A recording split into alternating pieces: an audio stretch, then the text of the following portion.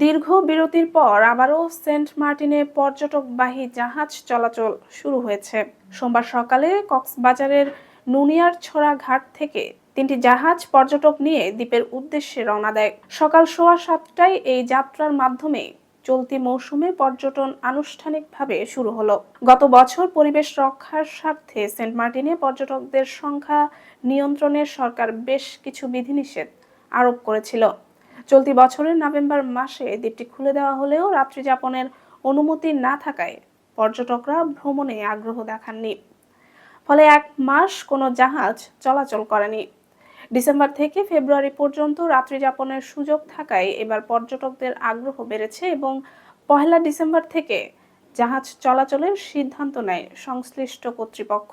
প্রতিদিন 4টি জাহাজ সেন্ট মার্টিনে যাতায়াত করবে, তবে 2000-এর বেশি পর্যটক বহন করা যাবে না। ভ্রমণকারীদের বাংলাদেশ ট্যুরিজম বোর্ডের অনুমোদিত ওয়েবসাইট থেকে অনলাইনে টিকিট নিতে হবে, যেখানে ট্রাভেল পাস ও কিউআর কোড বাধ্যতামূলক। কিউআর কোড ছাড়া কোনো টিকিট বৈধ গণ্য হবে না। প্রথম দিনের যাত্রার জন্য 1200 টিকিট আগেই বিক্রি হয়েছে বলে জানিয়েছে জাহাজ মালিক পক্ষ।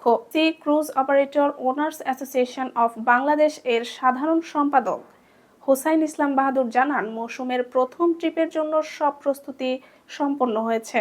পর্যটকদের নিরাপদ ও আনন্দময় ভ্রমণ নিশ্চিত করতে তারা প্রতিশ্রুতিবদ্ধ। তার মতে, রাত্রি যাপনের সময়সীমা 4 মাসে বাড়ানো গেলে পর্যটন শিল্প আরও লাভবান হবে। দীর্ঘদিন পর পর্যটকদের আগমনে দ্বীপ জুড়ে আবারও প্রাণ চাঞ্চল্য ফিরেছে। স্থানীয়রা জানাচ্ছেন, নানা সংকট থাকা সত্ত্বেও তারা পর্যটকদের বরণে পুরোপুরি প্রস্তুত। সেন্ট মার্টিনের ভারপ্রাপ্ত ইউপি চেয়ারম্যান ফয়জুল ইসলাম বলেন, দ্বীপের মানুষের জীবিকা অনেকটাই পর্যটন নির্ভর, তাই পর্যটকরা ফিরে আসায় সবাই উৎসাহিত।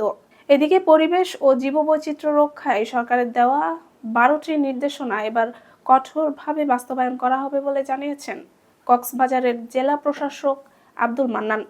তিনি বলেন, সেন্ট মার্টিন দেশের মূল্যবান সম্পদ, তাই নির্দেশনা মানা না হলে পর্যটনের সময়সূচি ও ভ্রমণ কোটা আরও কঠোর করা হবে।